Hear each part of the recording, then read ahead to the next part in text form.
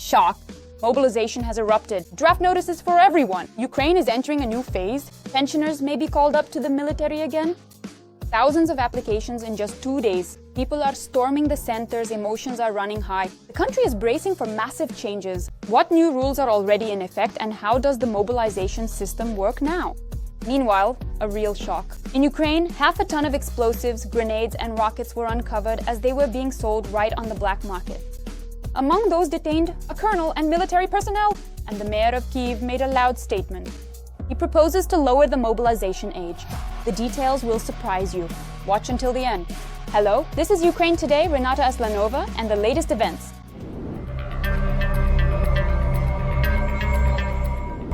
Urgent news that has already caused a real explosion on social media. In Ukraine, during martial law, even pensioners may be subject to mobilization. Yes, this is not a mistake. A pension certificate is no longer a guarantee of a peaceful life. As a number of media outlets report, the law does not automatically exempt all pensioners. The main thing is not how old a person is, but whether they are able to serve and whether their experience is needed for the country's defense. Ukrainian legislation stipulates that all citizens who are fit for service due to their health, regardless of whether they receive a pension, are subject to military duty. Therefore, having pension status is not a guarantee of exemption from mobilization. Imagine if you are a former military serviceman, police officer, medic, engineer, communications specialist, or mechanic, you can still receive a draft notice even after retirement. You are assigned to positions that correspond to your military specialty, experience, and rank. But there is a clear list of those who are not subject to mobilization. These are people over 60 years old, people with disabilities or serious illnesses, those who care for incapacitated relatives, and citizens with special state merits. So even among pensioners, the decision is made on an individual basis. Each case is considered individually. And while discussions continue in Ukraine about who can be mobilized, thousands of citizens have already rushed to apply for deferments. The numbers are staggering. In just 2 days, 24,000 Ukrainians applied to the administrative service centers to obtain official permission not to go to the army. The Ministry of Digital Transformation reports that more than 5,000 administrative service centers across the country are now accepting applications for deferment. And this happened just in the first 2 days. The doors of these institutions literally never closed. People say, I want to act officially. Not to run away, but to use my legal right to a deferment. The Ministry of Digital Transformation explained that, to speed up the process, the centers even increased their staff. The average processing time for one application is 15 minutes.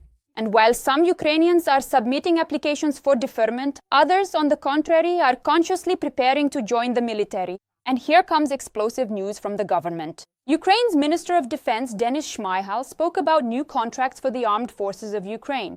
And it seems like this is a real reboot of the service system.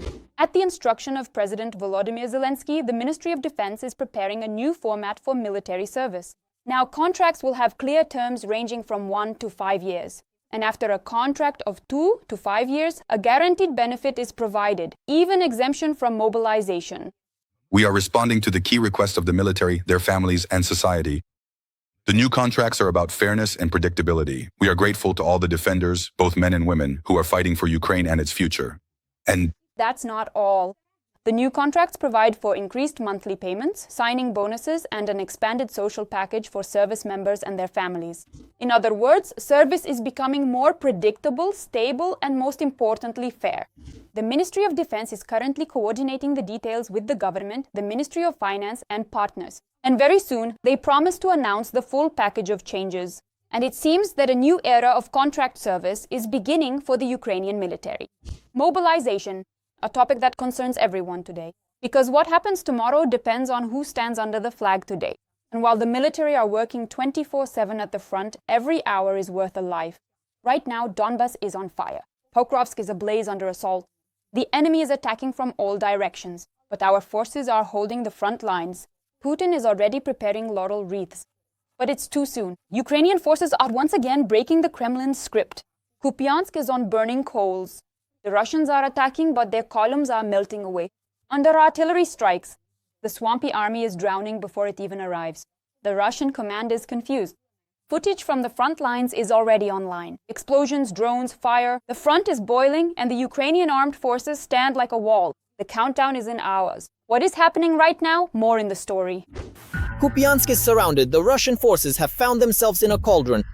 Putin's latest loud statements turned out to be fake. Pokrovsk spent just over an hour under the Russian flag. The defense forces destroyed the tricolor and cleared out the flag bearers. They're busy planting flags and recording it on video. Of course, then Russian propagandists feed material to Russian propaganda, claiming that they are advancing rapidly and quickly capturing some settlements. An entire trainload of occupiers was destroyed in Zaporizhzhia. In Crimea, the Russians lost a missile system, 2 radars and 2 oil depots. And the GUR also showed unique footage of the elimination of a Russian lieutenant colonel who commanded the atrocities in Bucha.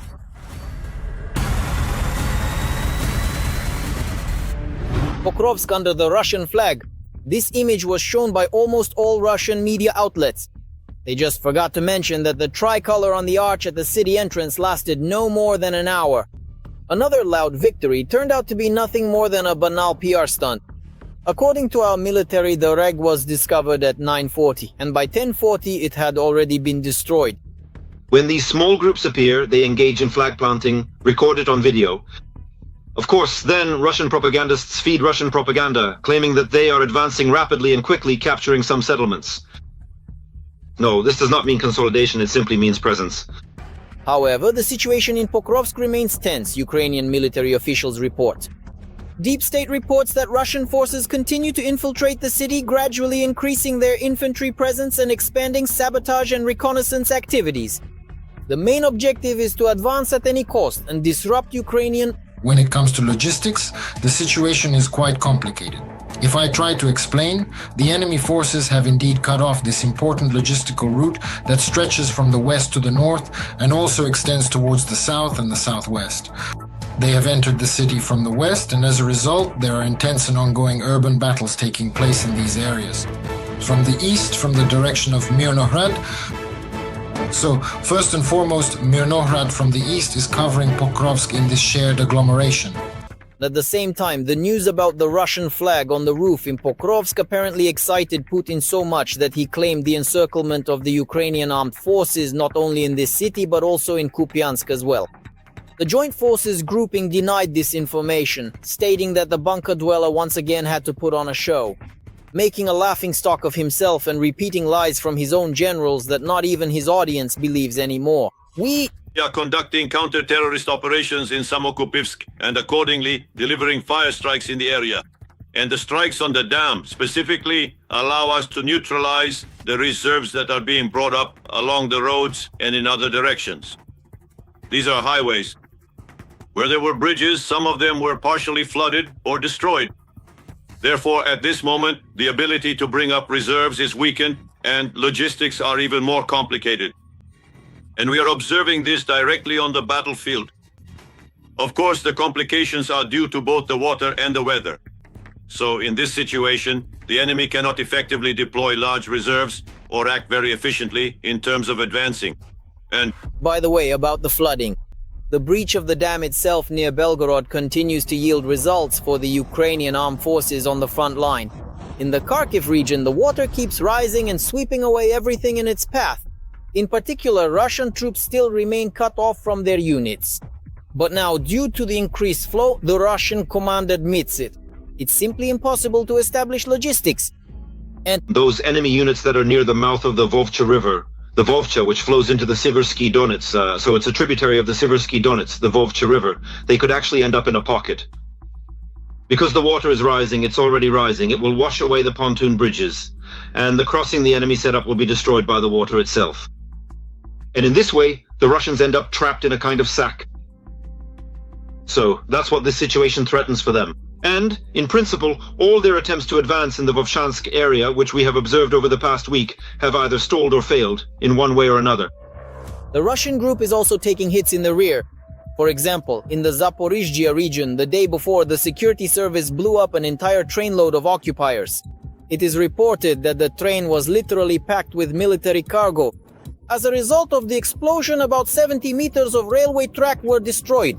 Scattered along and across the twisted tracks were a locomotive, 3 railway platforms, and at least 9 freight cars from the military train.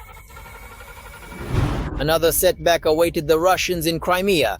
There, last night, SBU drones destroyed a Panzer S-2 surface-to-air missile system worth about $20 million.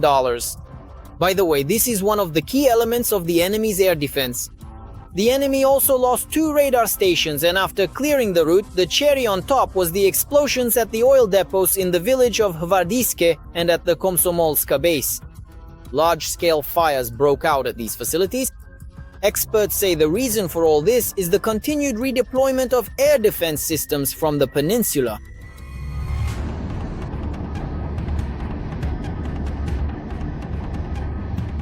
The strengthening of Moscow's defense systems, the encirclement around it, comes at a cost, at the expense of stripping other sites of protection.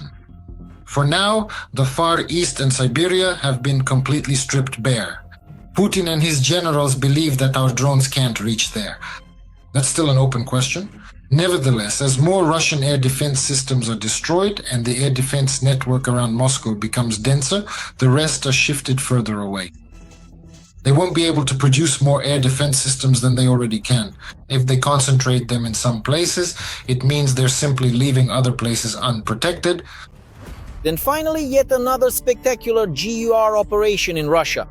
Our intelligence officers reminded everyone that not a single Russian crime will go unpunished. And they blew up a lieutenant colonel of the Oman unit who had overseen the shootings in the Kiev region during the first months of the war. The deceased, Veniamin Majarin, was eliminated in his car on his way to work.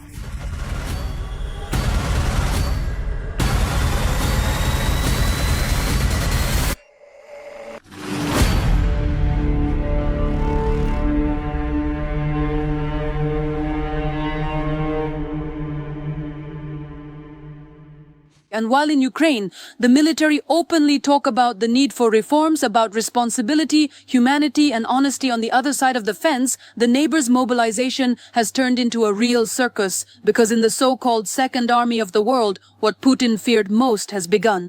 Russia is once again dragging barely trained conscripts into the army. A cunning scheme, deception, coercion, everything as usual.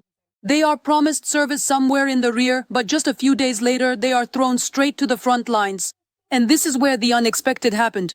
The soldiers are in shock, their families are in panic, and the so-called Second Army of the world is once again showing its true colors. And dictator Putin pretends that everything is supposedly under control. More on this in the following report. People, my fellow countrymen, all of them could be walking around right now, talking, doing things. They could have had more children. In general, they could have brought real and meaningful benefit to their fellow citizens, truly making a positive difference in their lives. Over 1 million losses in the Russian army since 2022. Cemeteries are overflowing, contract payments have been reduced, and commanders are stealing the death benefits. In the past 2 years, the number of contract signings in Russia has dropped to a minimum. Pokrovsk has been under assault for a year now, with enormous losses being paid as the price. So where do they get new people for Putin's war? A scheme of covert mobilization has been uncovered in Russia. The Russian Ministry of Defense has resorted to extreme measures, sending young people to die.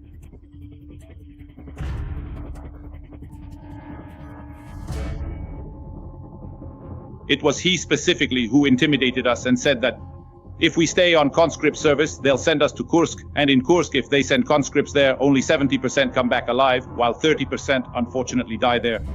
He made it very clear that the risk was extremely high and that the chances of survival for conscripts sent to Kursk were alarmingly low, which frightened us even more. Conscription is just covert mobilization. Today in Russia, conscripts are becoming a significant force that the authorities are throwing into the so-called special military operation. There are people from my draft, my friends, who were wounded, shell-shocked, or killed by bear shrapnel. Cases of being forced to sign military contracts continue. One such case was Andrei.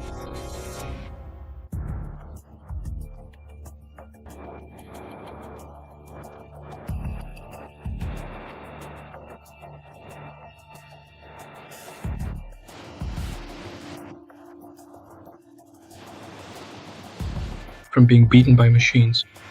195,000 rubles were deposited into his bank card. It turned out that this was the first payment for a contract that, as it turned out, had been signed in his name. Smirnov claims that the document itself was handwritten and signed by someone else.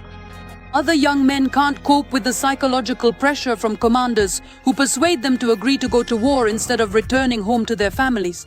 He said, so it turns out no one will be waiting for me at home. All my friends will disappear. My parents, on the contrary, will just make me go to work. No one will look after me or take care of me, and I'll be needed by no one either.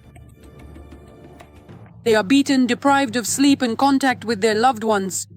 In some cases, those who refused were shot at with Contracts are signed for conscripts without telling them. They are already formally sent to war as official contract soldiers. I'm not just saying this without proof. Recently this year, there was a big scandal in Chebarkul, that's in the Chelyabinsk region, a well-known military unit, where the prosecutor's office itself, under pressure from appeals by relatives, opened a case and admitted that there had been falsifications by the command to sign the contract. Recruiting conscripts allows contract soldiers and mercenaries to be freed up for new assaults. They're only 18 years old, they have no combat experience, they don't even have any real-life experience yet. How can they help at the front? In Russian military units, there is an unofficial plan to recruit contract soldiers from among the young people in the army. We have testimonies of people being put into scorching hot dryers and kept there for a long time, until they agreed to sign the contract. People from Kuzbas told me that one conscript managed to resist such pressure, and he was able not to sign the contract. But at what cost? They broke his femoral head and discharged him early from the army. So he didn't sign the contract, but he was left disabled. And in particular, people consider this case a success. These are the kinds of successes we have. Another Russian soldier's mother said that her son signed a contract after being pressured. He tells me, Mom, I myself didn't even understand how. That's how it happened. I never wanted to sign a contract. When he submitted a report refusing the contract, it was not accepted, and they claimed that the signing had been voluntary. In Primorsky Krai, conscripts who refuse to sign a contract are harassed by their fellow soldiers who are subjected to collective punishment. And you, who are serving your mandatory military service, were forced to sign a contract by coercion and moral psychological pressure. The guy doesn't want to go, so they'll send him to the special military operation. The guy is only 18 years old, and he did not sign voluntarily. This coercion was against his will. He had no intention and did not want to sign this contract. He was told that he had no choice. That he would have to sign it anyway. His mother didn't know that her son had been taken away to war. He believed, or at least he hoped, that he would end up serving in a security unit, but instead, to his surprise, he found himself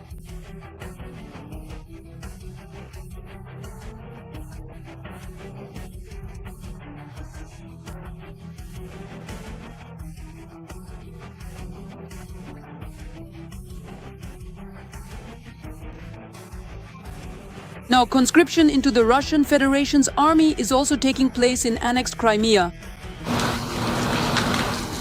Now fall in line as brave defenders of our army. Conscripts, both from Russia and the occupied territories, are forced to sign a military contract within the first months of service so that there is a legal document to send them to war. In addition, security forces use conscript soldiers in battalions tasked with shooting down drones. Bro, so in Crimea, we're doing our conscript service, right? Basically. In Yalta, the conscript guys, 3 of them are dead and 16 wounded, just conscripts, got hit. And here too, stuff flies over us pretty often. And can you believe it? The guys are shooting down drones and they don't even get paid anything for it. Even though they said, if you shoot down drones, you'll get paid well. The number of yesterday's conscripts who become contract soldiers and go to war is classified, according to human rights activists. Approximately about 300,000 people are drafted for compulsory service each year, but even if a third of them sign a contract, this is a kind of forced recruitment, and it goes on all the time. The Russian Ministry of Defense, in order to fulfill Putin's orders, is patching up holes at the front with 18-year-old boys. But no one can help them avoid this. After all, Putin isn't even trying to stop the bloody slaughter.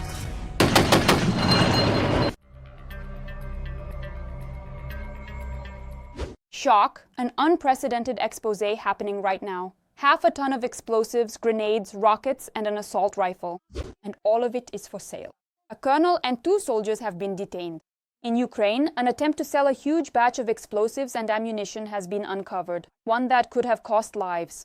Every voice matters. Join our community, support independent journalism, and help us bring you the truth from Ukraine. Become a member of Ukraine Today. Join us now. Prosecutors from the Office of the Prosecutor General have detained a colonel and 2 servicemen who tried to profit from the chaos by selling explosives and ammunition. Their actions could have led to tragedy at the front and put the lives of hundreds of people at risk.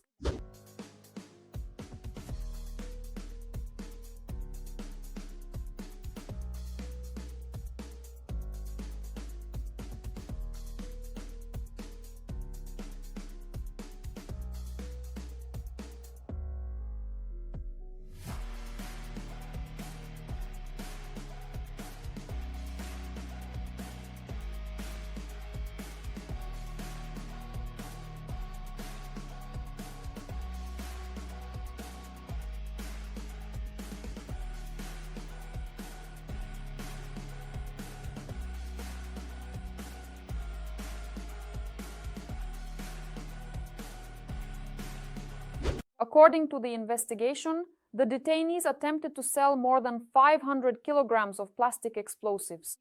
22 bricks of plastic explosives, that's over 11 kilograms, 7 grenades, and a detonating core.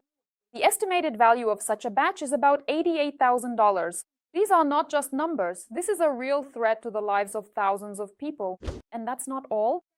During the searches, law enforcement officers also seized an assault rifle, a pistol, a machine gun, more than 2,000 rounds of ammunition, grenades of various types, grenade launcher rounds, and a container with a rocket. All 3 detainees have already been notified by prosecutors of suspicion under the Criminal Code of Ukraine. Preventive measures have been chosen for them. The pre-trial investigation is being conducted by the State Bureau of Investigation. While investigators are determining how the explosives ended up on the black market, the state is strengthening control over the military. Now, not only in Ukraine, but also for men abroad, and starting in November, they will face serious changes. Serious restrictions are being prepared for Ukrainians abroad. As reported by Channel 24, starting this November, men with military obligations who have not updated their information will not be able to receive any consular services. This means no passports, no certificates, no documents at the consulate. Without military registration documents, access is closed. This applies to all men aged 25 to 60 who are required to update their information at territorial recruitment centers. If you miss it, you risk being left without any official services abroad. For those who have gone abroad, the same rules apply. The same rules as in Ukraine. Some people have already received a wanted status, but the situation can be fixed. It's enough to pay the fine and contact the Territorial Recruitment Center by phone or email. A bill has also come into force that changes the rules of military registration for 17-year-old boys. Now they no longer need to undergo a military medical commission, but they must register in the year they turn 17. From January 1st to July 31st. If updating your data abroad is your way to avoid problems with documents and consular services, then now pay attention, everyone who has the right to deferment from mobilization. Starting from November 1st of this year, the rules have changed drastically. The Territorial Recruitment Center can now mobilize those who have the right to deferment but have not formalized it through the CNAP. What does this mean in practice? If you come to the Territorial Recruitment Center and want to apply for a deferment, they simply won't accept your application, even if you have all the necessary documents with you. And without this, you can be legally mobilized. Previously, as lawyers explained, there was still an opportunity to submit an application directly at the Territorial Recruitment Center, record the refusal, and then challenge the decision in court. Now, there is no such chance. Documents are accepted only through the CNAP. If you find yourself at the Territorial Recruitment Center without having arranged a deferment in advance, lawyers say the only option is to promptly send an application to the CNAP by mail, preferably by registered letter, and be sure to keep a description of the submitted document package. This is your proof that the application was submitted on time and all documents are in order. To avoid taking risks, submit your deferment documents through the CNAP. Keep proof of sending and make sure the entire document package is complete. Certificates, reports, and applications must all be included. And while heated debates about mobilization continue in the rear, there are other hotspots on the front lines. There, decisions are made not in offices but on the front lines. And right now, a true story of courage is unfolding, one that breathes through Ukrainian soil. A fierce battle against swarms of enemy drones, rescuing comrades and clearing out occupiers in close combat. All of this is footage from the 123rd Territorial Defense Brigade. More about all these heroic feats is coming up in the video. It's October on the river's edge. A clearing group, including a wounded soldier, is under attack by enemy FPV and Mavic drones dropping explosives. The fight is captured by the soldier's action camera. Call sign Fisherman. There's some cover over here. We currently have 2 people who are wounded and in need of assistance. Enemy FPV drone is working and attacking. FPV drone. FPV.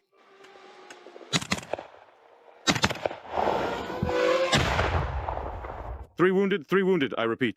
Instead of sitting there doing paperwork, I'd rather go somewhere with the guys. This is a 37-year-old man from Mykolaiv, a city in southern Ukraine, who is known by the call sign Fisherman. He serves as the deputy battalion commander, a position that carries significant responsibility and requires strong leadership. Instead of choosing the relative safety and routine of staff work, which would have kept him away from the immediate dangers of combat, he made the deliberate decision to serve on the front line. In this challenging environment, he and his team are often required to evacuate wounded comrades from dangerous areas, sometimes while under threat. At the same time, they must remain alert and ready to defend themselves against enemy drones, which can appear suddenly and pose a serious risk. His commitment to his role and his willingness to face these dangers alongside his men demonstrate his bravery and dedication to both his country and his fellow soldiers. Around the perimeter of this main building, where the deputy battalion commander of the 5th Battalion of the 123rd Territorial Defense Brigade was located, now under the command of the 118th Brigade, he says, the first attempt was unsuccessful, so they decided to go for another sweep. They developed a new plan and waited for the right weather. You are completely sure about this person, that he will cover his own, that he won't abandon you. That's what a true brother-in-arms countryman and fisherman, call sign Sevdoshim, says about the commander he's been on missions with for a long time. Though not an assault trooper, but a communications specialist, he still knows how to work on the ground. Quietly, calmly, steadily, so there's no panic, like when a dog or a cat runs by and suddenly everyone starts firing their rifles. And mostly the anxiety comes before you go out. You worry, you start overthinking things. And when you actually go, the fear really disappears, and you get this rush of adrenaline. This is already the second attempt to neutralize the Russian stronghold in Mashka. A few of them managed to hide there after the large mechanized assault on October 20th. Rybak and Shom are inspecting the building. I was carefully covering Rybak while Rybak was methodically clearing, and together as a team we were watching the flanks. Stop. That's how you handled it. The weapon was taken, but he didn't have it in his hands. Stop. Who's not shooting? Were you sitting in the basement? We tied his hands and looped the rope around his head once. No one actually hurt him there. They didn't even really call him names. Just some things that were said in the heat of the moment. When they were retreating, the comrades say, they blew up the basement with an anti-tank mine along with another liberator who refused to surrender. They threw an anti-tank mine into the designated spot, blew up the basement. He was there, wheezing, shooting back. This guy was previously in the basement. The enemy who had wounded our comrade a day earlier.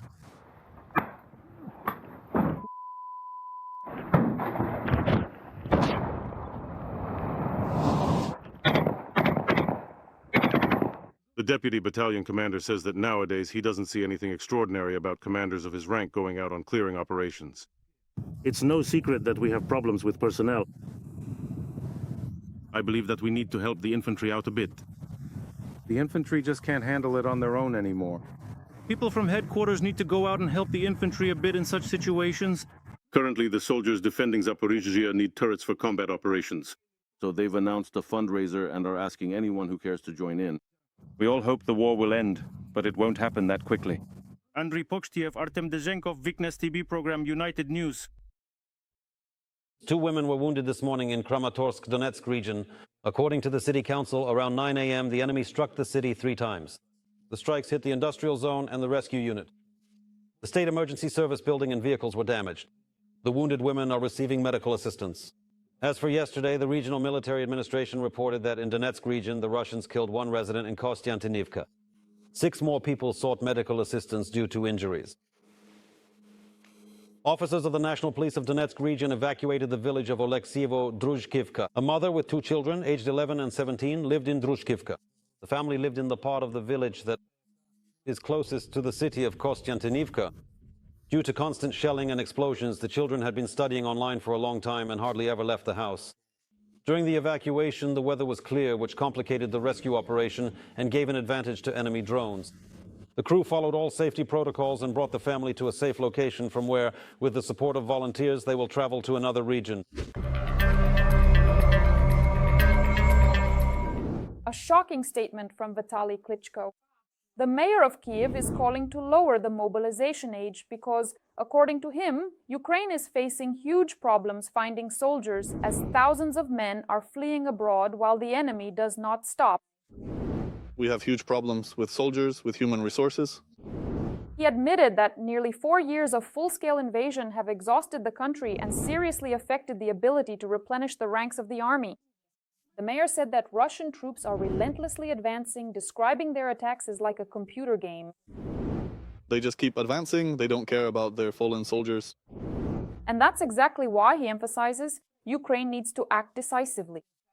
To lower the mobilization age to at least 22 or 23 years old because the current threshold is too high.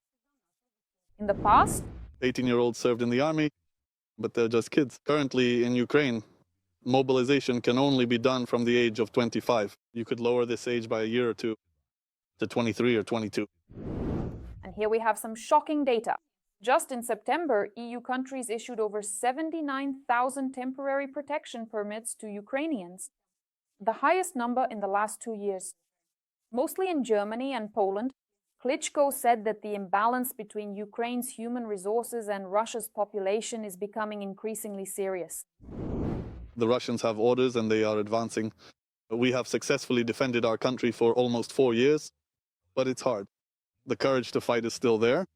That's very important. But at the same time, he admits that the real struggle is still ahead. Because after the war, Ukraine will face equally difficult tasks in bringing back those who have already left. We would be glad if even half of the young people returned. The mayor of Kyiv stated that the future of the country depends on whether this outflow will return when peace comes, since millions of Ukrainians are currently abroad. But for that, we need peace, jobs, and a good quality of life. After the war, we will face enormous challenges. And while the mayor of the capital shocks with statements about lowering the mobilization age, another official, military ombudswoman, Olha Reshetilova, speaks about another side of this war. About those who are supposed to carry out this mobilization, the employees of the territorial recruitment centers, TRCs. Reshetilova openly admits it. Yes, the registration system is imperfect. Yes, the work of the TRCs and joint staff is far from ideal and definitely needs reform. But did you know that TRC employees often go half a year without a single day off? Not to mention vacations. That besides the issues of registering conscripts and direct mobilization, they also have dozens of other tasks and responsibilities to active service members and their families. That the staffing level of the TRCs is below 40%. Some employees at the centers go half a year without seeing a single day off. What's more, they constantly face hate and even physical attacks. Ombudsman even addressed the critics directly. It would be great if those criticizing the work of the TRCs were mobilized themselves and showed how the job should be done. By the way, I suggested to representatives of public and human rights organizations that they involve their own lawyers and psychologists in the work of the TRCs. It would have been a wonderful project and donors would have provided funding. But unfortunately, there was no line of people eager to work systematically. At the same time, she emphasized that every day she receives dozens of reports that, after being taken to the TRC, conscripts disappear and lose contact with their families. This is a bad and inhumane practice, not only because citizens have the right to communicate with their loved ones, but also because their loved ones have the right to know what is happening. And also because it greatly demotivates the already frightened recruit. Reshetilova also mentioned that some servicemen do not hear from their families for months because they are on combat missions. They only have access to radio communication, only at a set time and only with the commander or the command post. Their relatives also write to me, almost always very politely, calmly, and without hysteria. They ask to clarify at least whether their boys are alive. Then I ask the military unit to record a message from the serviceman to their family over the radio and send it as a voice message in messengers. As a rule, the message goes like this: I'm alive, healthy, I really want to be with you, but we can't leave because there's no one to replace us. We're waiting for relief and hope to be home soon. I love you all very much. And while some are holding the line here, others far away continue the fight in their own way. They volunteer, donate, and work. Almost 4.5 million. That's how many Ukrainians have been granted temporary protection and shelter by EU countries. But after the travel permit for men aged 18 to 22 came into effect, Europe recorded a significant influx of refugees from Ukraine. And against this backdrop, the EU is ready to wind down the temporary protection program. What should we expect next? Which countries have already started doing this? Find out more in the video. A little over a year remains until the temporary protection for displaced persons expires. However, Europeans are already changing the rules of hospitality. Belgium has made it more difficult for Ukrainians to be accepted. First, they need to rent housing, and only then can they apply for a residence permit. And in practice, this is hardly realistic. And those who have been here since the start of the full-scale war are being stripped of social benefits en masse. Germany is also tightening its belt by closing the largest shelter in Berlin, which in 2022 alone took in at least 5,000 Ukrainians. At that time, the premises of the old Tegel airport were converted into a dormitory. Bunk beds were set up in the terminals, along with a kitchen and shower cabins. But now the city authorities have other plans for this building, so the residents are being urgently relocated to other shelters. Decentralized accommodation means distributing the load among many parties and fostering good neighborly relations. Kancel Kieseltepe, Berlin Senator for Labor, Social Affairs, Equality and Integration. Ireland has halved the period of stay for newly arrived Ukrainians in state accommodations to 30 days. And those who have already integrated and are working, the government is forcing to pay rent of up to €240 per week. Ireland explains the tightening of the rules by the overload of its migration system. They say that since September, the influx of our citizens has doubled, and they are considering the possibility of encouraging Ukrainians to return home by paying €10,000 for it. Obviously, this puts pressure on the availability of housing that we provide. Because we have a certain number of available places, and if the number of migrants continues to grow, as we saw in September and October, we will have to look for more housing. Jim O'Callaghan, Minister for Justice of Ireland. The Czech Republic is introducing new restrictions on housing for able-bodied Ukrainians. They can only live for free for half a year, after which they have to pay rent. Health insurance is also becoming paid. And Switzerland has been conducting an audit of Ukrainian refugees since November. Temporary protection status will be granted only to those arriving from dangerous regions. Meanwhile, applications from Ukrainians from the western regions will be considered on an individual basis. And in case of refusal, they will be deported. The Netherlands is already charging Ukrainians living in municipal shelters. For example, for a family of 4. Now it costs €1,500 per month. And Sweden is completely cancelling child and housing benefits for our compatriots. I spoke with one of the Swedish diplomats. I asked her about internal issues, and she told me that overall we are an open society. But when the scale exceeds the capacity to accept people, problems begin to arise. And we don't want such problems in Poland. We can't accept any more. Marcin Przydacz, head of the International Policy Bureau at the Office of the President of Poland. So Poland actually plans to end temporary protection a year earlier, in March 2026. That means that nearly 1 million Ukrainians currently there will need to either change their residency status or return home. Anna Hrishina, European Bureau, My Ukraine, Marathon, United News. And what do you think about lowering the mobilization age? Share your opinion in the comments. Hit the like button under the video and stay up to date with the main news together with us. More to come. See you in the next segment.